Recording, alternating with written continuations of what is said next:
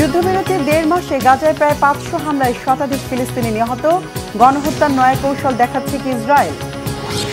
পবিত্র কাবা, আকাশচুম্বী টাওয়ার আর হোটেলে ঘিরে ফেলার পরিকল্পনায় বিতর্ক, বিলাসিতায় চাপা পড়ছে কি পবিত্রতা।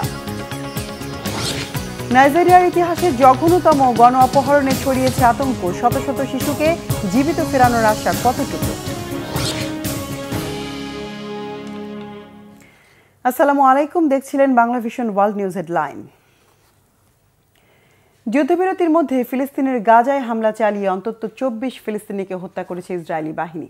যুদ্ধবিরতি শুরুর পর এ নিয়ে প্রায় ৫০০ দফা হামলায় শতাধিক ফিলিস্তিনিকে হত্যা করল ইসরায়েল। রবিবার সকাল পর্যন্ত গত ২৪ ঘন্টায় গাজার বিভিন্ন অবস্থানে ধারাবাহিক হামলায় আহত হয়েছে শিশুসহ অন্তত ৮৭ জন ফিলিস্তিনি। আহত অনেকের অবস্থা গুরুতর।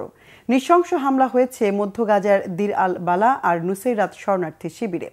এই ঘটনায় হামাস যুদ্ধবিরতি চুক্তি লঙ্ঘনের অভিযোগ তুললেও ইসরায়েলি বাহিনীর দাবি, ইয়েলো লাইন অমান্য করে তাদের উপর হামলা চালিয়েছে ফিলিস্তিনি যোদ্ধারা। এই দাবি প্রত্যাখ্যান করে পাল্টা ইসরায়েলের বিরুদ্ধে ইয়েলো লাইন লঙ্ঘনের অভিযোগ তুলেছে হামাস।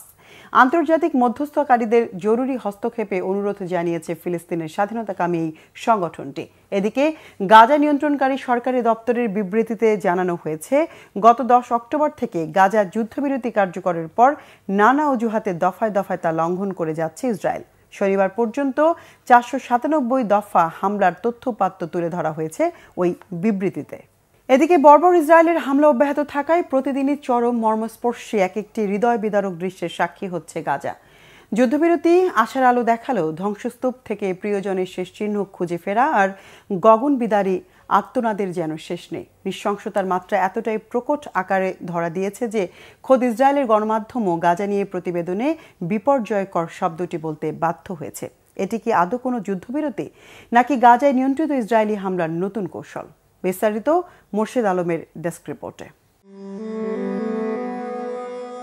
ধ্বংসস্তূপের নিচে চাপা পড়া প্রিয়জনের শেষ চিহ্ন খুঁজে বেড়াচ্ছেন মানুষ।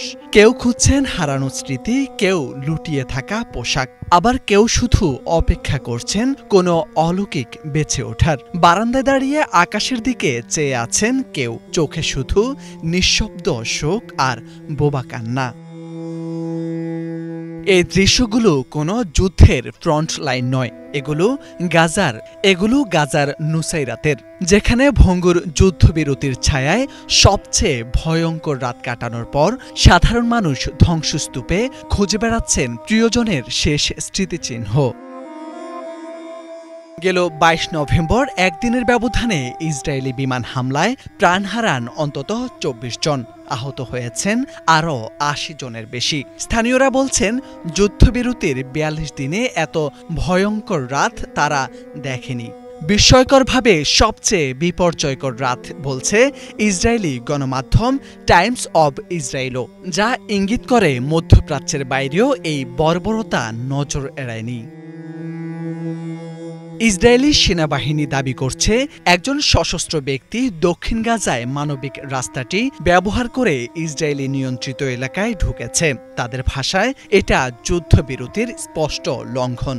এমন অভিযোগের পরেই নতুন হামলার ঘোষণা দেয় আইডিএফ।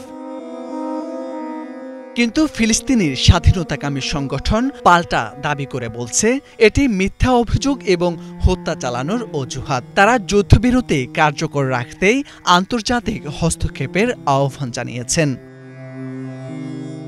গাজার সিভিল ডিফেন্স বলছে, যুদ্ধবিরতির পর থেকে এখনো পর্যন্ত ইসরায়েল অন্তত ৩ শতাধিক ফিলিস্তিনিকে হত্যা করেছে, আহত করেছে ৮০০ জনকে। বিশ্লেষকদের মতে এটি এখন আর যুদ্ধবিরতি নয়, বরং নিয়ন্ত্রিত হামলার বিরতিহীন চক্র, যেখানে প্রতিটি ঘণ্টা পরবর্তী আঘাতের অনিশ্চয়তায় দাঁড়িয়ে থাকে। লক্ষ্যবস্তু হয়েছে দক্ষিণ গাজা, মধ্য গাজা, রেমাল দের আল বালা, এমনকি নুসাইরাত শরণার্থী শিবিরেও, যে এলাকা যুদ্ধবিরতির কারণে তুলনামূলক নিরাপদ বলে মনে করা হচ্ছিল। সেখানেই সবচেয়ে বেশি লাশ উঠেছে সে রাতে, এমনটাই বলছেন গাজার বাসিন্দারা। আমি বাড়িতে বসেছিলাম, হঠাৎ জানলাম প্রতিবেশীর ঘর উড়ে গেছে। কাকে প্রথমে উদ্ধার করব সিদ্ধান্তই নিতে পারিনি। সবকিছু যেন এক ঝটকায় শেষ হয়ে গেল। এই যুদ্ধবিরতির মানে কি? যদি প্রতিদিনই মৃত্যু নামে? এলাকাটি তুলনামূলক নিরাপদ বলে মনে করা হচ্ছিল। এখন এখানেই সবচেয়ে বেশি প্রাণ ঝরেছে। আল্লাহর সাহায্য আর বিশ্ব মুসলিমদের হস্তক্ষেপের জন্য অপেক্ষা করছি। গাজা এখন দাঁড়িয়ে রয়েছে অন্তহীন অনিশ্চয়তার সামনে, যেখানে শান্তি, অস্ত্রবিরতি আর হামলার মাঝের সীমারেখা প্রতিদিনই আরও বেশি ঝাপসা হয়ে যাচ্ছে। মোর্শেদ আলম, বাংলা ভিশন। রাশিয়ার সাথে যুদ্ধ আর প্রাণহানি থামিয়ে শান্তি প্রতিষ্ঠার লক্ষ্যে মধ্যস্থতা আলোচনায় বসেছে ইউক্রেন। যদিও মস্কো কিয়েভ পাল্টাপাল্টি হামলা অব্যাহত থাকায় ঝুঁকিতে পড়েছে সমঝোতা প্রক্রিয়া। প্রয়োজনে চুক্তির শর্ত পরিবর্তনের আভাস দিয়েছেন মার্কিন প্রেসিডেন্ট ডোনাল্ড ট্রাম্প। দীর্ঘ 4 বছরের রক্তক্ষয়ী সংঘর্ষ বন্ধে সুইজারল্যান্ডের জেনেভায় স্থানীয় সময় রবিবার সকালে শুরু হয় মধ্যস্থতা আলোচনা। ইউক্রেনের প্রতিনিধিদের সাথে বৈঠক করেন যুক্তরাষ্ট্র ছাড়াও ফ্রান্স, যুক্তরাজ্য ও জার্মানির কূটনীতিকরা। এতে মার্কিন প্রেসিডেন্ট ট্রাম্প প্রস্তাবিত 28 দফা শর্তের খসড়া প্রস্তাবে আপত্তির বিষয়গুলো জানিয়েছে ইউক্রেনের প্রতিনিধি দল। এই প্রস্তাবে রাশিয়াকে জিতিয়ে দেওয়ার অভিযোগ অস্বীকার করে সামাজিক মাধ্যমে প্রতিক্রিয়া দিয়েছেন জেনেভা সফরে থাকা মার্কিন পররাষ্ট্রমন্ত্রী মার্কো রুবিও। বলেছেন, আগের মধ্যস্থতা আর ইউক্রেনের সাথে ধারাবাহিক যোগাযোগের ভিত্তিতে খসড়া প্রস্তাব তৈরি হয়েছে। রুবিওর বক্তব্যের আগের দিন প্রেসিডেন্ট ট্রাম্পও বলেছেন, চুক্তির প্রস্তাবগুলো চূড়ান্ত নয়, প্রয়োজনে শর্ত কাটছাঁটের আভাস দিয়েছেন তিনি। এদিকে মধ্যস্থতা চলাকালে ইউক্রেন থেকে ব্যাপক ড্রোন হামলার অভিযোগ তুলেছে রাশিয়া। বলেছে, ওই হামলায় ক্রেমলিন থেকে প্রায় 75 মাইল দূরবর্তী সাতুরা বিদ্যুৎ কেন্দ্রে আগুন ধরেছে। অন্যদিকে ইউক্রেনের জাপোরিঝিয়া অঞ্চলে 2টি গ্রাম দখলের তথ্য স্বীকার করেছে মস্কো। ইউক্রেনের দনিপ্র শহরে ড্রোন হামলায় আহত হয়েছে অন্তত 14 জন। বিতর্কজনক পিছু ছাড়ছে না সৌদি যুবরাজ মোহাম্মদ বিন সালমানের। এবার কাবার পবিত্রতা হুমকির মুখে ফেলার গুরুতর অভিযোগ নিয়ে চলছে জোর গুঞ্জন। সমস্যার মূলে ক্রাউন প্রিন্স মোহাম্মদ বিন সালমান ঘোষিত কিং সালমান গেট প্রকল্প। এই প্রকল্পের আওতায় কাবা শরীফের চারপাশ ঘিরে তৈরি হবে আকাশচুম্বী টাওয়ার আর বিলাসবহুল হোটেল। একে সৌদির আধুনিকতার প্রতীক হিসেবে প্রচার করা হলেও বাস্তবতা কি একে সমর্থন করে? বিলাসিতার চাপে ঢাকা পড়তে যাচ্ছে কি কাবার পবিত্রতা? হাফিজুল ইসলামের ডেস্ক রিপোর্টে বিস্তারিত। আমূল বদলে যাচ্ছে পবিত্র নগরী মক্কার চেহারা। মুসলমানদের সবচেয়ে ধর্মীয় এই শহরকে ঘিরে উঠেছে বিতর্কের ঝড়। সৌদি যুবরাজ মোহাম্মদ বিন সালমান ঘোষণা করেছেন এক বিশাল উন্নয়ন প্রকল্প। কিং সালমান গেট নামের প্রজেক্ট অনুসারে কাবা শরীফের চারপাশে তৈরি করা হবে আকাশছোঁয়া সোনালী টাওয়ার, চকচকে হোটেল, শপিং কমপ্লেক্স ও বিলাসবহুল অ্যাপার্টমেন্ট। সৌদি সরকারের দাবি, প্রায় 1700 ফুটবল মাঠের সমান প্রকল্পটির মধ্য দিয়ে মক্কা পরিণত হবে বিশ্বমানের এক গন্তব্যে। কিন্তু সমালোচকরা বলছেন, এমন রাজকীয় চাকচিক্য মক্কার পবিত্রতাকে ডুবিয়ে দেবে জাগতিক বিলাসিতায়। প্রশ্ন হল, বাণিজ্যিক দৌড়ে মক্কা কি হারিয়ে ফেলবে নিজস্ব স্বকীয়তা? সরকারি ঘোষণার পরপরই প্রজেক্টের প্রমোশনাল ভিডিও থেকেই মূলত সামাজিক মাধ্যমে শুরু হয় তীব্র বিতর্ক। কম্পিউটার নির্মিত ভিডিও ফুটেজ দেখা যায় আলো ঝলমলে দিনে কাবার পাশে দাঁড়ানো আকাশচুম্বী সোনালী টাওয়ার, চকচকে স্কাই স্ক্র্যাপার। দৃশ্যটি মুসলমানদের কারো কাছে আধুনিকতার প্রতীক মনে হয়েছে, আবার কারো মনে হয়েছে কাবা শরীফের আধ্যাত্মিকতার বিকৃতি। কেউ কেউ কিং সালমান গেট প্রকল্পের প্রশংসা করে বলেছেন, হজ ও উমরা মৌসুমে মুসল্লিদের চাপ সামলানোর জন্য এমন পদক্ষেপ জরুরি ছিল। আবার কারো দাবি, মসজিদুল হারামাইনের খিদমত করা সৌদি শাসকদের দায়িত্ব, সেটাই তারা পালন করছেন। গত 15ই অক্টোবর MBS এর নেতৃত্বে উদ্বোধন করা হয় কিং সালমান গেট প্রকল্প। সরকারি তথ্য অনুসারে একসঙ্গে প্রায় 9 লক্ষ মুসল্লির এবাদতের জায়গা তৈরি করা হবে। সৌদি প্রেস এজেন্সি জানিয়েছে, মক্কার ঐতিহ্যবাহী এলাকাগুলো পুনর্গঠন করে সংরক্ষণ করা হবে প্রায় 19,000 বর্গমিটার সংস্কৃতি ও ঐতিহ্য অঞ্চল। পাশাপাশি সৌদি ভিশন 2030 পরিকল্পনার অংশ হিসেবে 2036 সালের মধ্যে প্রকল্পটি সৃষ্টি করবে 30 লাখ কর্মসংস্থান। পুরো প্রকল্পের আয়তন হবে 12 মিলিয়ন বর্গমিটার। এটি বাস্তবায়ন করবে রুয়া আল হারাম আল মাক্কি কোম্পানি। সৌদি সরকারের সাম্প্রতিক উন্নয়ন প্রকল্পগুলো একে একে ভবিষ্যতের বিলাসী সাম্রাজ্য গড়ে তোলার ইঙ্গিত দিচ্ছে। রিয়াদ থেকে লোহিত সাগর পর্যন্ত বিভিন্ন প্রকল্পের পরিকল্পনা চলছে ভিশন 2030-এর অংশ হিসেবে। নিয়ম সিটি, 170 কিলোমিটার লম্বা দ্য লাইন প্রজেক্ট, সমুদ্রের নিচে বিলাসবহুল পর্যটন দ্বীপ সিন্দালা এবং রেড সি প্রজেক্টের অংশে গড়ে উঠছে 5 তারকা রিসোর্ট, প্রাইভেট ইয়ট, মারিনা আর বালির মতো সাদা সৈকত। এসব আধুনিকতার ছোঁয়া পড়ছে মক্কা এবং মদিনায়ও। বর্তমান সময়ে বিলাসী প্রতিযোগিতায় দেখা গেছে সৌদি সরকারের ব্যাপক আগ্রহ। ইসলামী ঐতিহ্যের চেয়ে গুরুত্ব পাচ্ছে আধুনিকতা। কিং সালমান গেট নিয়ে অনেকের মন্তব্য, এই জাঁকজমক মানুষকে কাবার মূল উদ্দেশ্য থেকে সরিয়ে দেবে। ইবাদতের দিকে মনোযোগ না দিয়ে মানুষ ছবি তুলবে, কাবার বদলে তাকিয়ে থাকবে সোনালী টাওয়ারের দিকে। কেউ বলছেন আল সৌদ পরিবার মক্কাকে লাস ভেগাস বানিয়ে ফেলছে। হজযাত্রীদের জন্য অবকাঠামো তৈরি ও সংস্করণ প্রয়োজন ঠিকই, কিন্তু রাজকীয় বিলাসিতা যেন মক্কার ধর্মীয় গাম্ভীর্য নষ্ট না করে, এটাই চান ধর্মপ্রিয় মুসলমানরা। হাফিজুল ইসলাম, বাংলা ভিশন। দারিদ্র্য আর সহিংসতার সাথে প্রতিনিয়ত লড়াই করা নাইজেরিয়া এবার বিশ্ব গণমাধ্যমে উঠে এলো গণ অপহরণের ঘটনায়। দেশটির ইতিহাসেও নজিরবিহীন এই অপহরণ কাণ্ডে ক্যাথলিক স্কুলের 3 শতাধিক শিক্ষার্থীকে তুলে নিয়ে গেছে দুর্বৃত্তরা।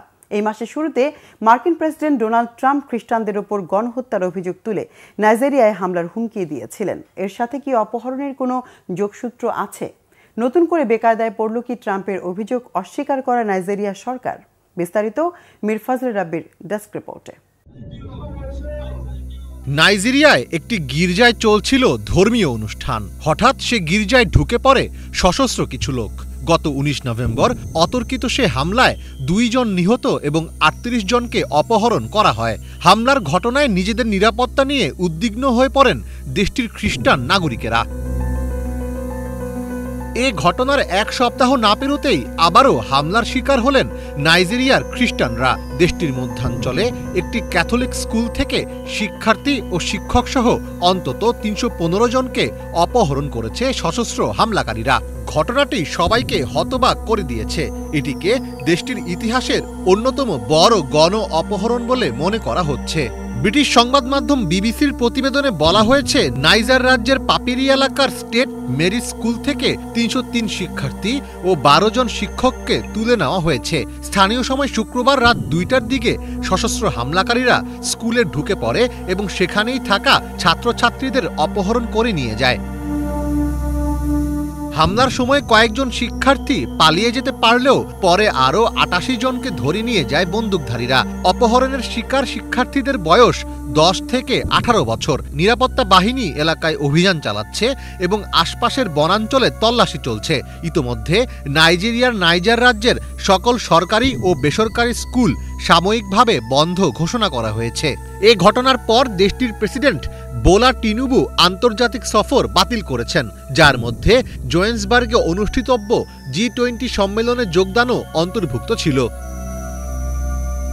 সম্প্রতি মার্কিন প্রেসিডেন্ট ডোনাল্ড ট্রাম্প হুমকি দেন, যদি নাইজেরিয়া সরকার খ্রিস্টান হত্যাকে প্রতিহত না করে তাহলে যুক্তরাষ্ট্র সেখানে সামরিক পদক্ষেপের দিকে আগাবে। পাশাপাশি তিনি জানিয়েছেন, যদি প্রয়োজন হয় যুক্তরাষ্ট্র নাইজেরিয়ায় সকল সাহায্য ও সহায়তা বন্ধ করে দেবে। শুধু তাই নয়, তিনি যুক্তরাষ্ট্রের ডিপার্টমেন্ট অফ ওয়ার্কেও প্রস্তুতি নেওয়ার নির্দেশ দিয়েছেন। ট্রাম্প নাইজেরিয়াকে ধর্মীয় স্বাধীনতা লঙ্ঘনকারী দেশগুলোর তালিকায় নতুন করে অন্তর্ভুক্ত করার কথা বলেছেন। তার মতে, নাইজেরিয়ায় উগ্র ইসলামপন্থীরা খ্রিস্টানদের হত্যায় জড়িত। নাইজেরিয়ায় খ্রিস্টানদের অস্তিত্ব হুমকির মুখে বলেও উল্লেখ করেছেন তিনি। তবে ট্রাম্পের এমন দাবির সাথে একমত নন দেশটির প্রধানমন্ত্রী ও ঊর্ধ্বতন কর্মকর্তারা। বাস্তবে দেশটিতে মুসলিম ও খ্রিস্টান উভয় জনগোষ্ঠী হামলার শিকার হচ্ছেন। শুধু ধর্মীয় দৃষ্টিকোণ থেকে এসব সহিংসতা ব্যাখ্যা করা বিপজ্জনক হতে পারে বলে মনে করছেন বিশ্লেষকরা। নাইজেরিয়ায় সরকারের প্রতি মানুষের আস্থা খুব কম। নিরাপত্তাহীনতার কারণে অনেক সম্প্রদায় সশস্ত্র গোষ্ঠীকে প্রোটেকশন মানি দিতে বাধ্য হচ্ছে। বহু বছর ধরে অপরাধীদের শাস্তি না হয় অপরাধীরা আরও সাহসী হয়ে উঠছে, যে যেভাবে পারছে অস্ত্র নিয়ে এলাকা নিয়ন্ত্রণ করছে। সমস্যাটি শুধু ধর্মীয় নয়, অর্থনৈতিক, রাজনৈতিক ও সামাজিক সংকট মিলেই এমন ভয়াবহ পরিস্থিতি তৈরি হয়েছে। গোয়েন্দা তথ্য যথেষ্ট থাকলেও নিরাপত্তা বাহিনীর দুর্বলতা ও সমন্বয়ের অভাবে তা সঠিকভাবে কাজে লাগানো যাচ্ছে না। ফলে ভুল অপারেশনে নিজেদের সৈন্য ও সাধারণ মানুষও মারা পড়ছে। এর আগে গত সোমবার প্রতিবেশী কেব্বি রাজ্যের একটি আবাসিক স্কুল থেকে 25 জনের বেশি মুসলিম ছাত্রীকে অপহরণ করা হয়। ক্রমবর্ধমান অপহরণ ও হামলার ঘটনায় নাইজেরিয়ায় জনরোষ বাড়ছে। স্থানীয়দের মতে সশস্ত্র গোষ্ঠীগুলোর কাছে স্কুল হলো কৌশলগত লক্ষ্যবস্তু, কেননা এখানে হামলা করলে বেশি মনোযোগ পাওয়া যায়। মীর ফজলে রাব্বি, বাংলা ভিশন। আবারও বিশ্বকে নাড়িয়ে দিল 100 বছর আগে ডুবে যাওয়া টাইটানিকের স্মৃতিচিহ্ন। রেকর্ড 17,80,000 পাউন্ডে বিক্রি হয়েছে টাইটানিক যাত্রী মার্কিন ধনকুবের ইসিডর স্ট্রাউসের স্বর্ণের পকেট ঘড়ি। শুধু রেকর্ড দামি নয়, নতুন করে নাড়া দিয়েছে ঘড়ির সাথে জড়িয়ে থাকা টাইটানিক যাত্রী স্ট্রাউস দম্পতির ভালোবাসা আর মৃত্যুর করুণ স্মৃতি, যে কাহিনী আবারও প্রমাণ করল নিখাদ ভালোবাসার মৃত্যু নেই, যা মানুষের মুখের বুলি আর অন্তরে টিকে থাকে বছরের পর বছর। বিস্তারিত হিজল জোবায়েরের ডেস্ক রিপোর্টে। টাইটানিকের সবচেয়ে ধর্নাঢ্য যাত্রীদের মধ্যে ছিলেন মার্কিন নাগরিক ইসিডর স্ট্রাউস ও তার স্ত্রী আইডা। 1912 সালের 14 এপ্রিল যুক্তরাজ্যের সাউদাম্পটন থেকে নিউ ইয়র্ক যাওয়ার পথে আটলান্টিক মহাসাগরে টাইটানিক ডুবে গেলে যে 1,500-এর বেশি মানুষ প্রাণ হারান, তাদের মধ্যে ছিলেন ওই দম্পতিও। দুর্ঘটনার কয়েকদিন পর ইসিডরের মৃতদেহ উদ্ধার করা হয়। তার ব্যক্তিগত জিনিসপত্রের মধ্যেই পাওয়া যায় জুলস জার্গেনসন কোম্পানির তৈরি 18 ক্যারেটের একটি সোনার পকেট ঘড়ি। এবারে যুক্তরাজ্যে নিলামের রেকর্ড মূল্যে বিক্রি হলো সেই পকেট ঘড়িটি। বিবিসি জানিয়েছে ঘড়িটি বিক্রি হয়েছে 17,80,000 পাউন্ডে, বাংলাদেশি মুদ্রায় যার মূল্য 28,47 লাখ টাকারও বেশি। 22 নভেম্বর উইলশায়ারের ডিভাইজেস শহরে স্ট্রাউস দম্পতির পরিবারের কাছে সংরক্ষিত ঘড়িটি নিলামে তোলে হেনরি এলড্রিজ অ্যান্ড সান অকশনার্স। জার্মানির বাভারিয়ায় জন্ম নেয়া ইসিডর স্ট্রাউস ছিলেন মার্কিন ব্যবসায়ী, রাজনীতিবিদ এবং নিউ ইয়র্কের বিখ্যাত মেসিজ ডিপার্টমেন্ট স্টোরের মালিকদের একজন। ধারণা করা হয় টাইটানিক ডুবে যাওয়ার সময় স্ট্রাউসের স্ত্রী আইডা স্বামীকে রেখে একা লাইফ বোটে উঠতে রাজি হননি। বলেছিলেন তিনি স্বামীর সঙ্গেই মরতে চান। পরে আর আইডা স্ট্রাউসের সন্ধান পাওয়া যায়নি। এদিনের নিলামে টাইটানিকেই লেখা আইডার একটি চিঠি 1 লাখ পাউন্ডে বিক্রি হয়েছে। এছাড়া টাইটানিকের একটি যাত্রী তালিকা 1,04,000 পাউন্ডে এবং উদ্ধারকৃত যাত্রীদের পক্ষ থেকে উদ্ধারকারী জাহাজ RMS কার্পাথিয়ার ক্রুদের দেওয়া একটি সোনার পদক 86,000 পাউন্ডে বিক্রি হয়। টাইটানিক সংক্রান্ত সব স্মারক মিলিয়ে নিলামের মোট আয় দাঁড়ায় 30 লাখ পাউন্ডে। বিবিসির প্রতিবেদনে বলা হয়েছে 1888 সালে 43তম জন্মদিন উপলক্ষে স্বামীকে ওই ঘড়িটি উপহার দিয়েছিলেন আইডা। ঘড়িটির গায়ে খোদাই করা আছে স্ট্রাউসের নামের আদ্যক্ষর। যে সময় টাইটানিক পুরোপুরি সমুদ্রে তলিয়ে যায়, ঠিক সে সময় 1912 সালের 14 এপ্রিল রাত 2:20 থেমে গিয়েছিল স্ট্রাউসের পকেট ঘড়িটি। উদ্ধার হওয়ার পর ঘড়িটি স্ট্রাউস পরিবারকে দেওয়া হয়। কয়েক প্রজন্ম ধরে সংরক্ষণের পর স্ট্রাউসের নাতির ছেলে কেনেথ হলিস্টার যন্ত্রপাতি মেরামত করে আবারও সচল করেন ঘড়িটি। এদিকে এই ঘড়ি নিলামে তোলার মধ্য দিয়ে নতুন করে সামনে এসেছে স্ট্রাউস আইডার অসামান্য প্রেমের গল্পটি। নিলামকারী অ্যান্ড্রু এলড্রিজ বলেন, স্ট্রাউস দম্পতি ছিলেন প্রেমের চূড়ান্ত উদাহরণ। 41 বছরের দাম্পত্যের শেষে ডুবন্ত জাহাজে স্বামীকে ছেড়ে যেতে অস্বীকৃতি জানান আইডা। ঘড়িটির বিশ্ব রেকর্ড মূল্যই প্রমাণ করে মানুষের মনে তাদের প্রতি কতটা শ্রদ্ধা রয়েছে। একই সাথে এও বোঝা যায় টাইটানিকের গল্প এখনও মানুষের কাছে সমান আকর্ষণের। এলড্রিজ আরও বলেন, টাইটানিকের প্রতিটি নারী, পুরুষ ও শিশুরই বলার মতো একটি করে গল্প আছে। জাহাজ ডুবির 113 বছর পরও বিভিন্ন স্মারক সামগ্রীর মাধ্যমে সেই গল্পগুলো সামনে আসছে। হিজল জোবায়ের, বাংলা ভিশন। প্রকৃতির স্বাভাবিক নিয়মে সন্ধ্যায় অস্ত যাওয়ার সূর্যের দেখা মেলে পরদিন সকালে। মেরু অঞ্চলে যে একেবারেই বেমানান। শীতকালে সেখানে সূর্য একবার বিদায় নিলে দেখা মেলে না মাসের পর মাস। সম্প্রতি দীর্ঘ এই রাত বা মেরু রাত্রি শুরু হয়েছে যুক্তরাষ্ট্রের আলাস্কায়। দীর্ঘতম এই রাতের সমাপ্তি কবে? কবে ভোরের আলো দেখবেন আলাস্কাবাসী? শুধু আলাস্কা না, বেশ কিছু অঞ্চলের পোলার নাইটের খবর জানাচ্ছেন ইমরান মাহমুদ। যুক্তরাষ্ট্রের আলাস্কায় সূর্য ডুবেছে, কিন্তু আকাশের সূর্যের দেখা মিলবে না আগামী 22 জানুয়ারি পর্যন্ত। শুনতে অদ্ভুত লাগলেও ঘটনাটি সেই এলাকার জন্য একেবারেই স্বাভাবিক। শুধু আলাস্কা না, আরও কিছু দেশেও শীতকালে কয়েক সপ্তাহ থেকে কয়েক মাস পর্যন্ত লম্বা হয় রাত। এই অদ্ভুত প্রাকৃতিক ঘটনাকে বলা হয় পোলার নাইট বা মেরুরাত্রি। আর অবাক করার বিষয় হলো, এই দীর্ঘ অন্ধকারের সময়ও সেসব দেশে স্বাভাবিকভাবেই মানুষ থাকে, কাজ করে, স্কুল কলেজে যায় এবং জীবনের প্রতিটি কাজ চালিয়ে যায়।